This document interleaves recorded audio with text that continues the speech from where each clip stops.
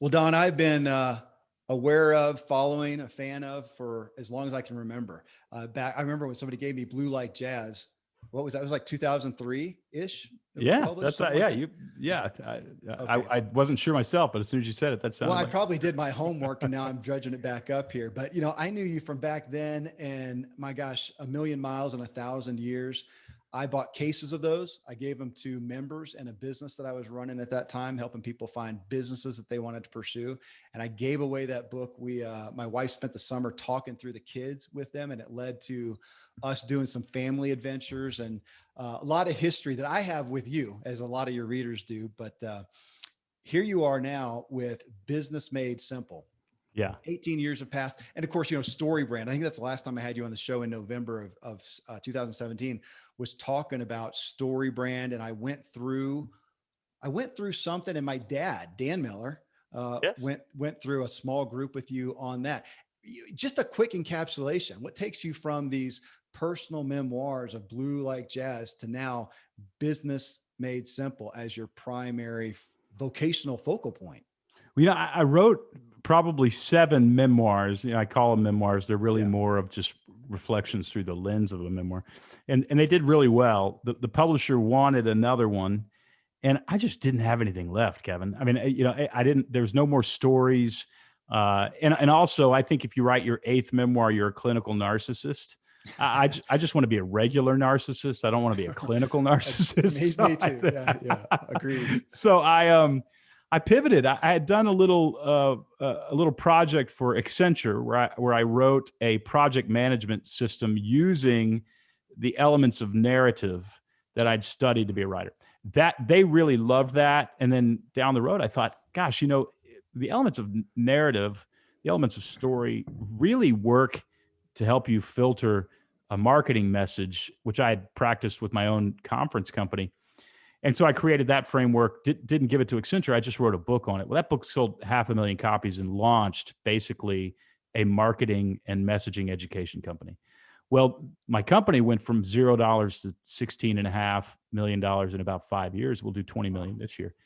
So in order to scale that marketing and messaging company, which was basically an education company, I had to learn execution. I had to learn cash flow. I had to learn business strategy. I had to learn management. I had to learn negotiation. I had to learn all of these core competencies. And then while that was happening and I was learning these things, I kept reading books, looking for help, trying different things. I would hire people, even people with Harvard degrees. And what I found was they didn't know anything either. Mhm. And so I quickly realized business school is not actually teaching you how to grow a business. So I started creating online courses at Business Made Simple University, teaching everybody the things that I had figured out. And Business Made Simple is the accumulation of that knowledge. So it's 60 daily entries. You pour a cup of coffee, you read a daily entry. I email you 60 times while you're reading the book. I email you 65 to 10-minute videos as a video backup for what you just read in that entry. And I use a lot of animation. I use micro learning.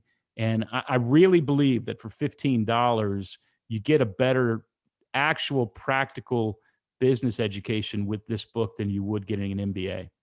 Well, I want to ask about that, but just on you doing this, it's of interest to me. I come from the business world. Now, I don't have any, I just barely made it out of high school, but I grew up with an entrepreneur. Business is all that Yeah. I've known. And in my experience, I'm going to put you over here. I appreciate Seth Godin saying we all have art, and I Right. have Yeah. art. But if I put it over here in what we think of as art, the visual arts, and music and writing, and put you over here, I would say statistically, you guys are the worst at business. If I take artists, with the Yeah. better their art, the worse they are at business. So it's interesting. I see you coming at things differently. And I guess I give a little bit of an assumption that it's because of that. You did not come from this at a business angle. You're teaching business. You didn't start over here. Yeah. From a business perspective, you started over here from I'm going to put it as an art, an Yeah. offering, I would say I was perspective. much more, until I was 30 years old.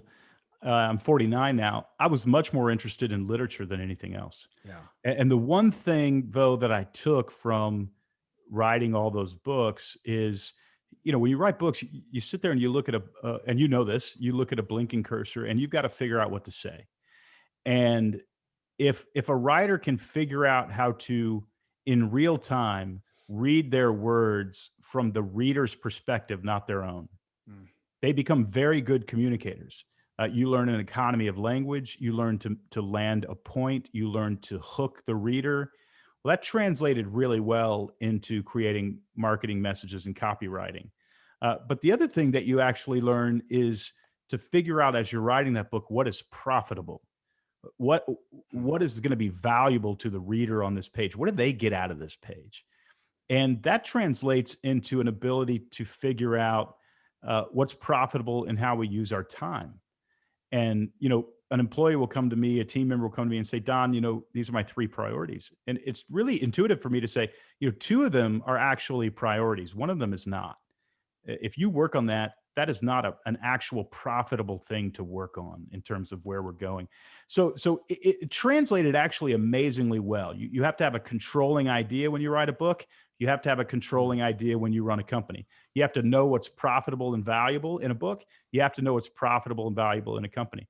You also have to manage your time. I mean, I write this morning, I was up at 2:45 a.m. to start the day because I have to get my writing done early in the morning and make sure my priority tasks are done, which is always writing and content creation. And at 9 a.m., I've got other meetings I've got to be at. So, you figure out how to use your time really, really well. And, not every writer figures out the business side of things, but for whatever reason I did. And, it's been a useful education, although an alternative education, figuring out how to make money and impact lives. What is the advocacy for business that you find? I mean, is it something that did you come to a point of realizing you desired that for people? Is it one of those, just the personal testimony? Here's the, guy that weighed 500 pounds, he lost weight. He wants to help other people lose weight. Yeah. And here you are with that and you wanted to help other people. Is it as simple as that? Is there a deeper? Yeah, it's as simple as that, but you dig into it, it's a little more complex. I grew up very poor. My mother never made more than a living wage, not until she was probably in her 60s and I was long out of the house. We stood in line for government cheese. We couldn't afford to buy clothes, so my mother sewed my clothes, which meant I was bullied at school. I was a latchkey kid. Mom didn't get home till about 7 p.m. So we basically raised ourselves. And that led to all sorts of habits. My mother is she was a heroic human being. I have a real heart for single moms, but it's a hard way to grow up. And so I think I grew up with a chip on my shoulder, and a lot of the motivation was trying to prove that I was actually somebody, which ended up being massively beneficial. I could have gone either way, but I was able to leverage that chip on my shoulder and hook a trailer to it and haul myself out of poverty. So, developed a really strong work ethic. That's part of it. We'll unpack that in the Motive podcast. There you go. Okay. So, that's my backstory. But the other thing is that as I succeeded as a writer, people would come up to me and say, hey, the spiritual principle or this philosophical idea you unpacked in this book really changed my life. That was like satisfying to hear, but it's also not a measurable idea that I can say, well, on a scale of 1 to 10, how to change your life, or, how do we measure that? Wow. What I found was when I actually gave business advice to a young entrepreneur starting a company, and, within a year, they were making $150,000 profit. And I knew for a fact that if they hadn't done what I asked them to do, they would have been making out 20. Yeah. Those are metrics that are measurable. And I found that in terms of adding to my identity and my self-esteem, being able to measure the impact I'm having on people's lives was very satisfying. And it's very hard for me to say after 7 memoirs that were Christian in nature. It's very hard for me to say whether those 7 memoirs had as much impact as the 3 business books that I've written now. Because I know what these business books are doing. They're giving people the information to build companies, to provide jobs, healthcare. People are moving into better neighborhoods. They're buying better houses. Their kids are going to better schools. They're being more generous in their giving. I even though I spent time at Reed College, which is arguably the most godless campus in the country and certainly leans communist, I came out of there a capitalist. Yeah. And capitalism, I think, has its greedy, evil tenets in places, but it's also been the best economic experiment in the history of the world to reduce poverty. Yeah. And so I'm very much for small businesses becoming whatever they want to become, but hopefully large businesses employing a lot of people. So I want to talk about, yeah, and your evolution there, even right now. I mean, as of your book, Business Made Simple, which I'll hold up for those watching the video, uh, just launched a few days ago, but you have rebranded your entire company around that. So you went, if I'm correct, you went from the story brand Right. as your branding and positioning to now Business Made Simple. What's the evolution and difference there? Well, Story Brand is now a subsidiary of Business Made Simple. So Okay. basically, we had a company called Story Brand. It was a marketing and messaging education company. And when we added everything else, we were no longer just talking about marketing messaging. We're talking about everything. So, Business Made Simple is the mothership. Marketing Made Simple is the marketing brand. Management and execution is obvious. Uh, Money Made Simple is another train of thought that we're going down. Leadership Made Simple, we now own. So it's going to become the Made Simple company of business education. And so this book is the first, and changing the name of the podcast is the way to do that. It brings up a whole other interesting conversation. I talk to companies all the time and say, you probably should have called your company something different. And then we have a conversation about whether or not it's too late to change the name, because obviously, if you've got so much sunk cost into a name and the public recognizes you and you've been successful, it's very hard to earn that. So changing a name might be counterproductive. For us, we weighed that option as a business decision. We knew we needed this book to do extremely well in order to change the public perception of who we are. And so far, our plan has been executed well, and it's working extremely well. We're only about 4 days in, but this book has sold twice as many copies as any other book I've ever released. Well, So, it's a relevant point to bring out. If you've got X business and the business is the brand, right, as opposed to if I can say, a personality driven right. business, people know you. I would think that behooves itself to be able to make a shift like that when you're still the common denominator. Yeah, and that's what we're trying to slowly figure out over the next 3 years. It's a blessing and a curse, because I put my names on books, they become bestsellers. That gives us a lot of attention. But at the same time, if I ever go to sell the company or want to expand the company larger than me, it limits our potential. So what I hope to do is use my name and my abilities out there, almost like a booster rocket, where at some point that rocket is going to break from the ship and the ship's going to do the rest of the work. And that's the intention, that, 10 years from now, people will remember Donald Miller as the founder of Business Made Simple, but they'll be getting enormous amounts of value from all the other offerings that Business Made Simple has. And Donald Miller will be a minor name. Well, and that reminds me, I mean, the last time I had Dave Ramsey on, he talked about, and having some of these discussions on evolution, where it's going to go. He said, man, my focus right now is succession.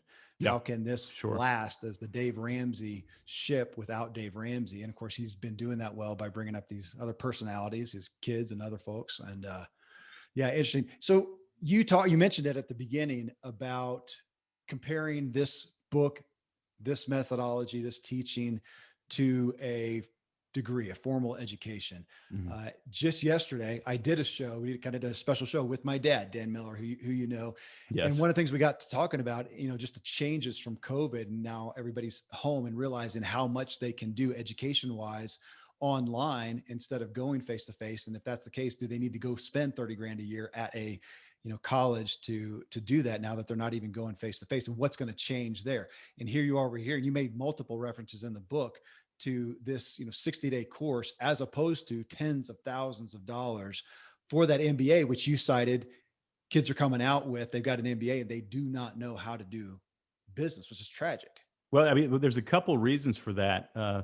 First is what they're teaching is antiquated in many cases, and it's not applicable. I mean, they're preparing you to do two things. One is to turn around and teach business, which almost nobody in the class is going to do. They're going to teach business. They're going to go do business, and they're also preparing you to be chairman of the Treasury, which one person will do every 8 years or 4 years. So, to me, it's just like, I don't understand where they're coming from.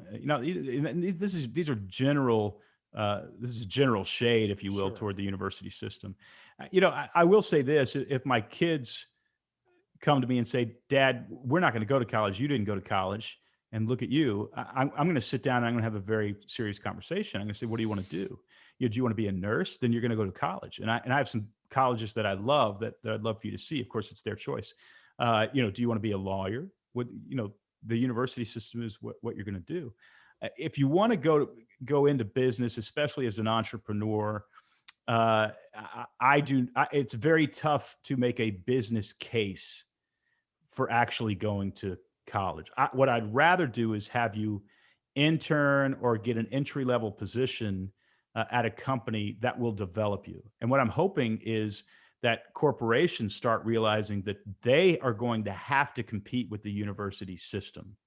That Amazon is going to have to become an internal university, and Google already is, by the way, an internal university. And Amazon, by the way, just committed tens of millions of dollars to creating an education platform inside their company, and no longer require a bachelor degree to work there. Oh, so the disruption in the university system is not coming from me; it's coming from corporate America. But what corporate America needs, especially small to medium companies, is a plug and play way to develop their people in order to become a university themselves. And so what I created was a way that you could just put a book on every single desk in your office and let me do the rest, because I will develop everybody in that organization for pennies on the dollar. Developing people. And I mean, of course, I was interested in the book because it's you, but in getting into it, you're singing my song. You start off with the person. That's right. Even in the beginning, I think it was even in the intro. I mean, I was writing notes like mad, even just in the intro. I had my show ready, I think, before I got into the chapters. You started off with, core character traits. No core competency can overcome bad character. I mean, the book that my kids have studied the most, of course, I've filled them full of Ziglar stuff, but in all truth, it's How to Win Friends and Influence People. Yes. It's those what were being called soft skills. I'm grateful to hear people talking now that they're necessary skills, but I think we have them less than ever. And one of your lines right off there was, it's not what you know or what you can do, but who you are.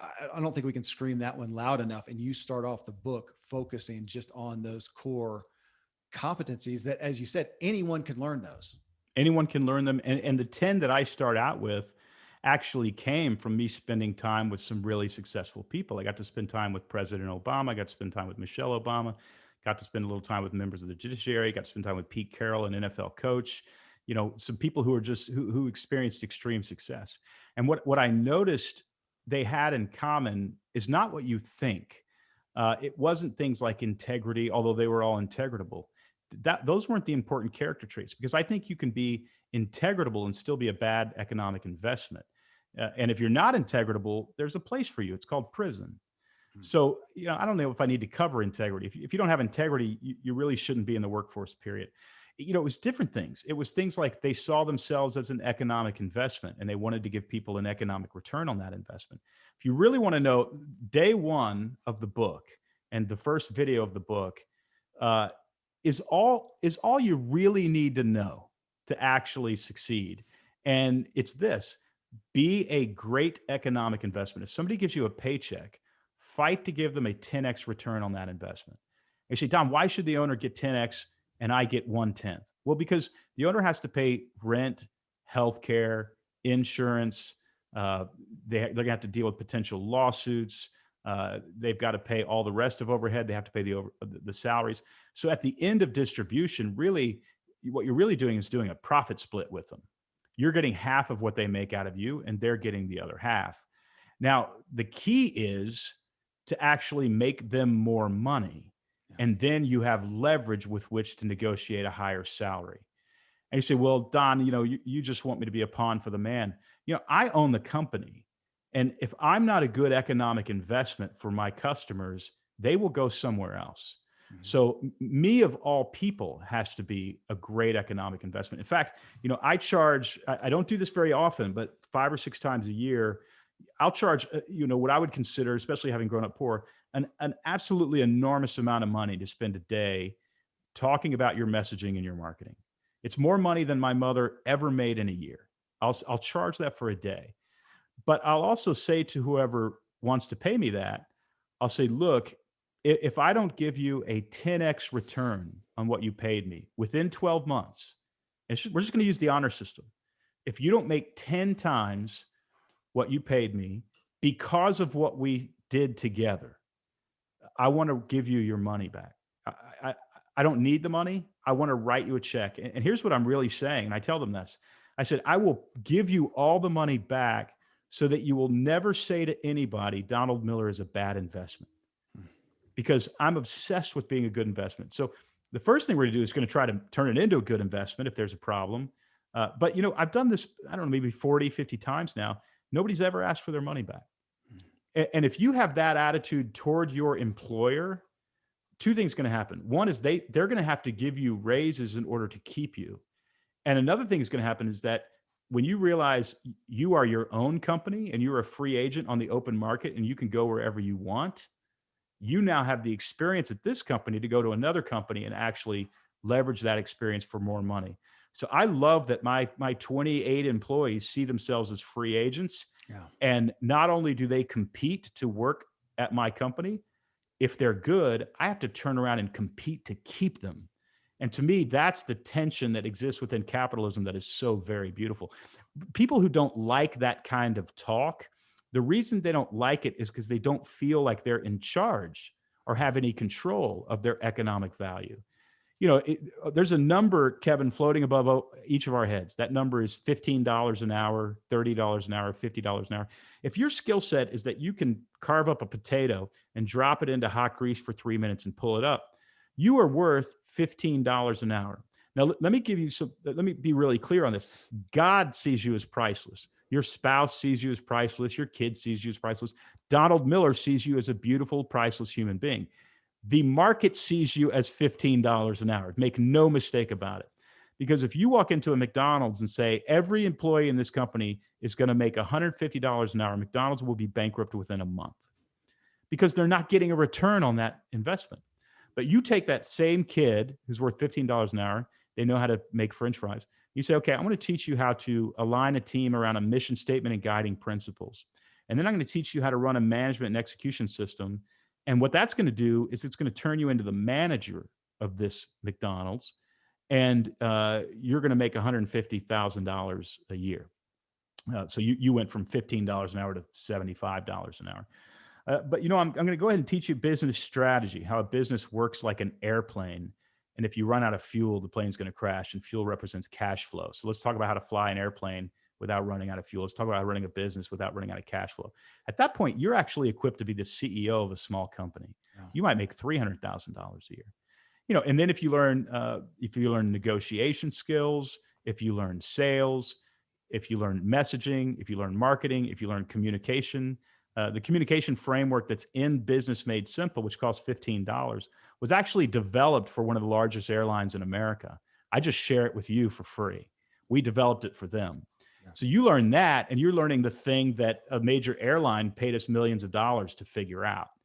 And so my hope with the book is that people would read 60 entries, they would watch 60 videos, and every single time they did that, the number above their head would grow. Now, the reality is it doesn't grow by knowing things. It grows by activating those things inside a workplace and actually positively proving you can get a return on the paycheck that's been invested in you.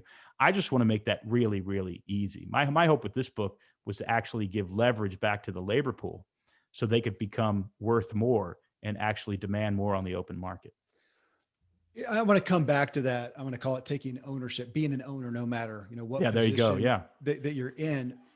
However, when you talk about that, let's go back to the French fry, kid who they know how to do that. It's a $15 an hour job.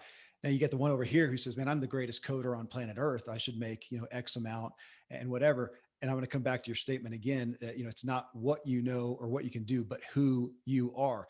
And, with you, because I have read, especially A Million Miles in 1,000 Years, I got so much out of that book. I use the analogies that you gave from movie writing, from the Yeah. scripts.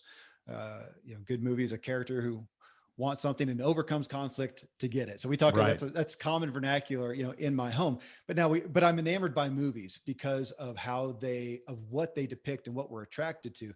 And the superhero stuff and whatever. I'm so aware of how often we have that movie that glorifies the superstar, some kid, let's say, who's massively brilliant in this area, but he's socially adept and how they harness that. And I thought, it makes for a good movie, but I've never enjoyed that in my real life. I've never hired somebody who was totally brilliant at something and was socially inept. They didn't have a whole lot of, as you said, integrity, or they didn't Right. know how to connect with another person. I've not seen it work. So to me, it feels like a disconnect of we're glorifying this in our movies. It's fun to watch that unique thing happen. This kid with, out of the ghetto with this great gift, but I don't see that often taking place in the workplace. I would give that kid up for somebody who has lesser ability, that has some integrity, that can connect with people, that actually is kind. Yeah, it's interesting. This was 10 years ago or so. There's uh, an actor named Seth Rogen, and I believe that's his name, Seth Rogen. And he consistently plays a sort of lovable loser pothead in movie after movie after movie. He's sitting around, he's a little bit overweight, his apartment's disheveled, and I had a friend say, he was sort of living this way, and I kind of said, man, I think you need to kind of shape up and take responsibility for your life. And he says, well, it works for Seth Rogen. And I said, I want you to really understand something. You got to hear me here. Seth Rogen is playing a character, but Seth Rogen shows up on time to that movie set. He shows up with the script ready. He's been coached. He's been in the gym working out. He doesn't shave for a couple days. I want to be really clear. If Seth Rogen were the character he was playing, you wouldn't know who Seth Rogen is. Yeah. So don't fall for it for a second. You've got to actually take responsibility and own your own agency, have an internal locus of control, and take responsibility for the machine that you're walking around in, that is your human body and personality, and make sure it has an impact on the world. And to me, that's how you enjoy life. Absolutely. Coming back to ownership, then if we have so many people who are small business owners, entrepreneurs, solopreneurs, they got a side gig, whatnot, in this audience. And of course they're going to understand that, but now let's come over to the employees. And you kind of mentioned that aspect where they may feel like they don't have the bandwidth, the opportunity, the leash to take ownership where they are. And they're hearing this. They say, that sounds great, Don. I don't know how to do that in the capacity of the role that I am in as an employee in XYZ company. Well, again, the book will guide you through some of this, but you really want a position at a company in which you can learn and grow. And I would say that if you're just a cog in a wheel and they aren't developing you, certainly consider your options about where else you can go, because you are your own company and you are a free agent on the open market. And I would equate you to, a second string quarterback that has all sorts of talent. Alex Smith is now the quarterback of the Washington Redskins, had an amazing comeback. He was quarterback of the Kansas City Chiefs, and this young kid came up called Patrick Mahomes. And after 1 year, the Chiefs figured it out. Patrick Mahomes is our starting quarterback. Well, Alex Smith is an incredible quarterback. So what'd he do? He negotiated a transfer to another team, ended up with the Washington Football Club. And that's what you need to do. You need to, what you're saying to me is, Don, I'm a first string quarterback, but they got me in second string. I don't have any control over my career. And I would say to you, you're not a slave. Juice up your resume, increase your skill set, make a business case for why somebody else should hire you. In other words, clearly explain to them in the interview how you're going to give them a dynamic return on their investment, and go get another job. Yeah. You talk again right at the beginning of the book, 10 core, and I'm still on the person, who they are, 10 core competencies Well, actually, to unpack that, we could take the rest of the day for this show to go through the entire book. We're not going to Yeah. do that, folks. Go buy the book.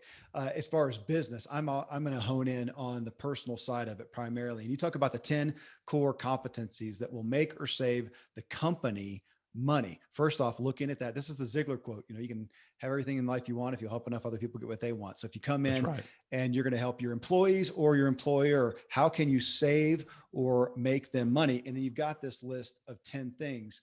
And as I looked at that, they know how the business really works. They act like an owner. They're clear and a compelling leader.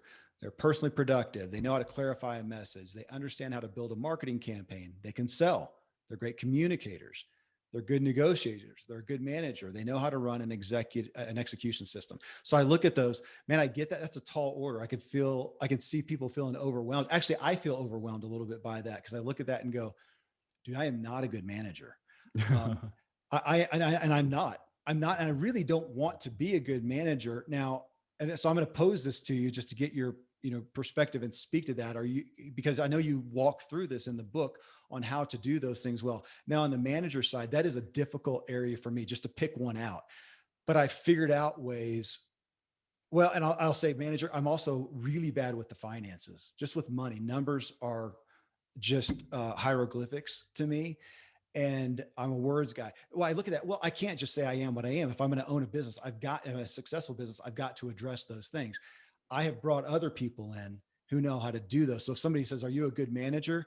Say, now I'm not personally, but I have hired people so that good management happens in my company. So I asked that question. So as you go down those 10 things, is there some room for you need to do that well, or you need to make sure that's done? You lead having that quality done. Is that a Yeah, fair yeah, question? both. Yeah, I'm a big fan of staffing your liabilities. Mm, Figure out what you're good not good term. at and hire somebody to do it. So Okay. somebody else actually runs my execution system, but I have a comprehensive knowledge of how that execution system works. And I understand. And if I had to, I could go somewhere and I could run it. That's not what I do. It's not the best use for me. It's kind of like the quarterback playing a cornerback. It's not going to work quite as well. But I Yeah. do want to know how the cornerback does their job. But the other thing I will say is that one of the reasons that we often say, "Well, I'm not good at that," is actually because we don't have a simple enough system or an understanding of a system that would make us competent. We tend to like things that we're competent at. Sure. And, Kevin, I would assure you 100% that, within about 6 months, you might actually really love execution and management. If you just, if you learn this system. So I think it's, one of the 10th characteristic is have a growth mindset rather than a fixed mindset. So a Yeah. growth mindset, a fixed mindset says, I'm not good at math. A growth mindset says, I could be really good at math. I've chosen not to study that because I want to study something else. There you go. Yeah. Right. And so I know you're a growth mindset guy. I was the same way about finances. I mean, I look at a profit and loss statement and, I understand it. It's not confusing to me. I get it. It doesn't help me make any decisions. Mhm. So I actually had to create a whole other way of looking at the numbers that I'm hooked on. I absolutely love it. And I've built a $16.5 million company just using that system. And it works fantastically well. So I had to find ways to get good at things and understand that I could get good at them. But I would say one of the great things about the book is the book prepares you to be a value-driven professional, which means Yeah. you're driven to create value. If I were to use the NFL analogy, it actually helps you become a head coach. You just know how the whole team works. Now you may specialize in offense or defense, but you understand how the whole team works. And if you want to move up the ladder in terms of management, you should more or less know what everybody in this building is doing because because the CEO is going to have to make decisions about every single department. So I hope the book prepares you to move up that ladder very quickly. Well, you talked a minute ago about the responsibility or opportunity of corporations to be giving people the education as opposed to the colleges, especially the business, schools. And you just said their company, understanding how the whole team works. I feel like we have deviated so far away from that. I mean, you know that in the bigger the corporation, especially, people are often so far removed from any other part of the country, even from the end product or service or customer that benefits Yeah. from what they're Yep. doing. And companies I have not found, now I'm not involved with them at the level that you are, but I'm not used to hearing testimony even of companies doing that, of saying, hey, here you are, here's your role. This is what you specifically do. But to do it well and to serve us well, you need to know what's going on everywhere. I don't hear that happening out there in the culture much. Maybe you're seeing that, or maybe that's just what you are trying to inspire them to do. I don't think it's been easy for them to do that. I think when you look at the learning and development opportunities that you have as, let's say, you're the chief learning officer at a company, your choices are create a $1.5 million internal platform and then put teachers within the organization into that platform to teach the basic skills that the workforce needs. These people are not good on camera. These people have never taught anything. So what you just spent is $1.5 million to give people videos that they're going to hit play on, turn down the volume, surf the internet until it ends and shows that they watched the video. Mm-hmm. I think the system need to be reinvented. Not only that, if you want to learn about teams, you go to Patrick Lencioni in Oakland. You want to learn about management, you go to Ken Blanchard out in San Diego. You want to work crucial conversations, you go to Vital Smarts out in Provo, Utah. You on and on and on. It's so antiquated and fractured that it just needs to be made easier for corporations. So what we did is we put this together, this book. The book is $15 on Amazon. And if you buy more than 20 copies, you can go to transformmyteam.com. And I'll send you a keynote to show to all of your employees that will completely motivate them to take responsibility for their lives and their career and make you more money. And so if you go to transformmyteam.com, do that. They pay $15. 60 days later, they've just spent 60 consecutive days micro-learning how to be a better professional, how to go from amateur to pro. That alone will make you enormous amounts of money and them money. And then from there, if they want, they can get a subscription to Business Made Simple University. It's $275 a year as opposed to $30,000 a year. Mm-hmm. I think we do a better job teaching the deep dive. And from there, you can actually hire a coach and get into a small group in somebody's living room and personally in person learn how to be a value-driven professional and how to run a business. So to me, we've built a system that I think competes not only with the university system, but with the learning and development system, the professional culture of learning and development. I think we've built that, and I hope it works for a lot of people. It seems to be.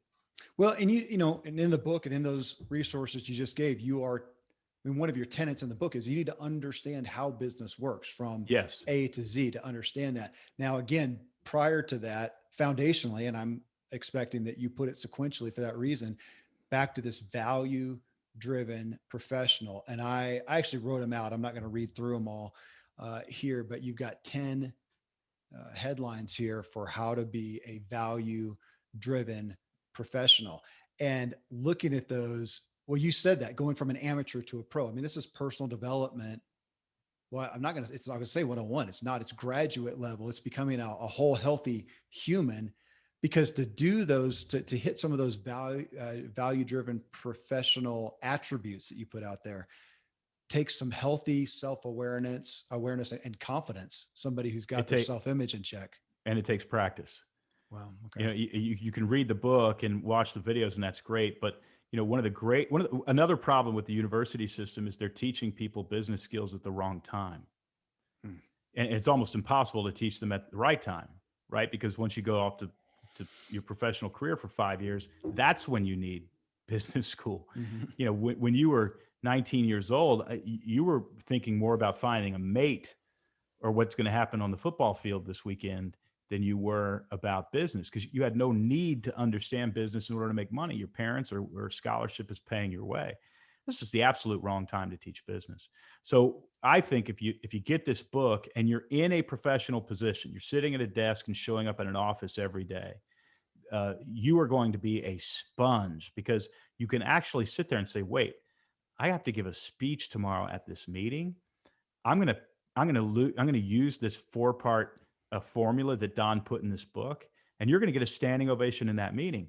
And at the end of the year, when they're considering who to give raises to, and who to give a full allotment of their bonus, they're going to give that to you.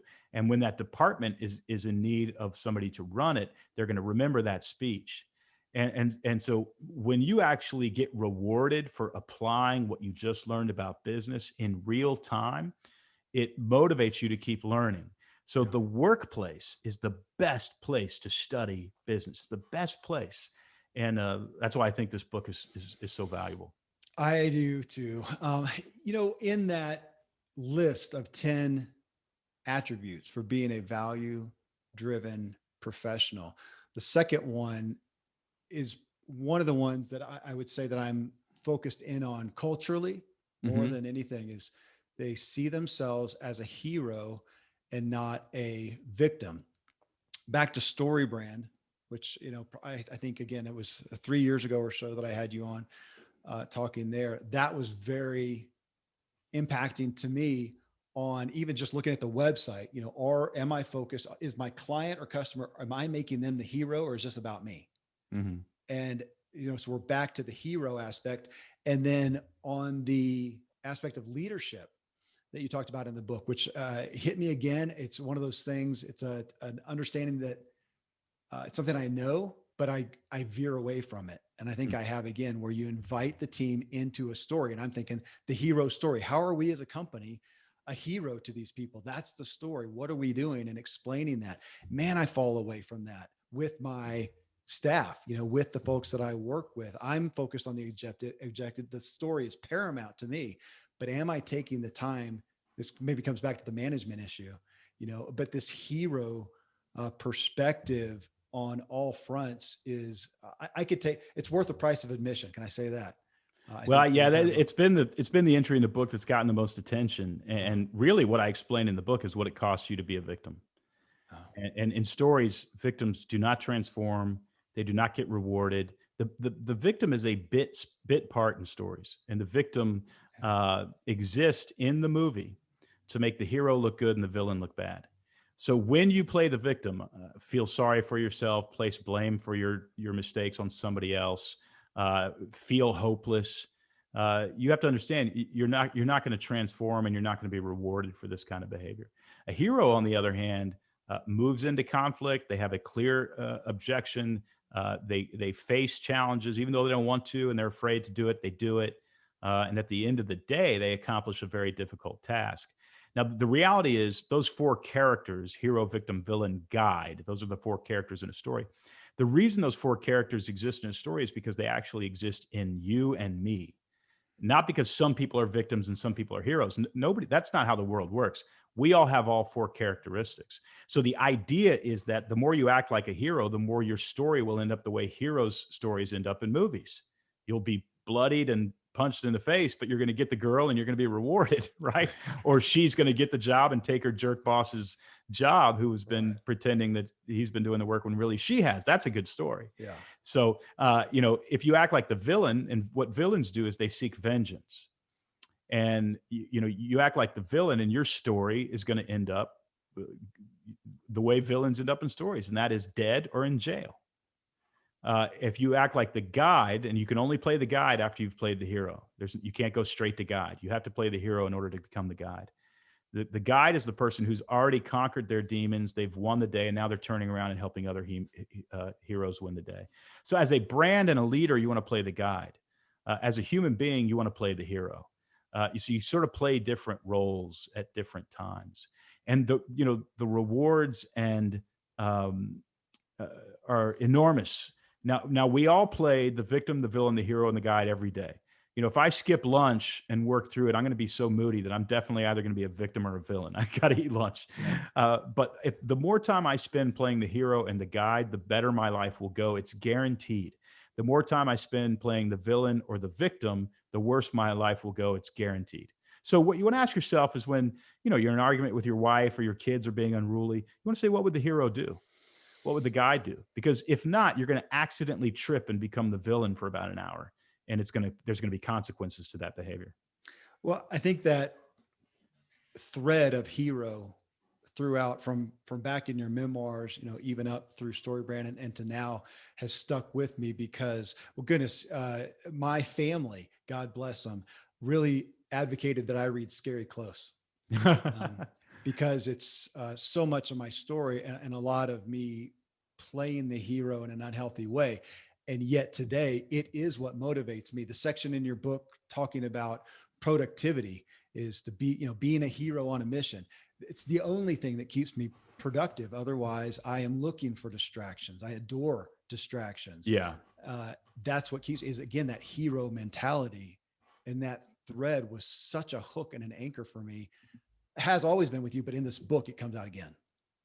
Yeah, I think it's going to be, the recurring theme of all my work at the end of my life. In fact, the next book is called Hero on a Mission, Oh, okay. and it explains it explains Viktor Frankl's logotherapy through the perspective of a narrative lens, which has been life changing for me. It's been the greatest thing I've ever discovered was Viktor Frankl's ideas on how to experience a life of meaning. And so I keep coming back to this metaphor of victim, villain, hero, guide, and I spend one day in the book and give you a video. I think it's day 2 of the book, but to me, it's the most foundational idea I've ever come across. It's what inspires me. It's what takes the book beyond just something that's going to teach me how to do X, Y, Z, but it inspires me with the perspective that you've been teaching for a long time in this, what makes a good story. And Yeah. Nobody's listening to this right now that does not want to lead a good story. Man, I'm grateful for you putting this thing out. I'm a continued fan and advocate of it. I'm grateful to bring this to folks because it's so highly needed. And the first person it's going to is my kids, my older kids. So thank you for that. I'm Thank you for so that, glad. Don. And thanks for being here again with us. My absolute pleasure. It's an honor to be with you.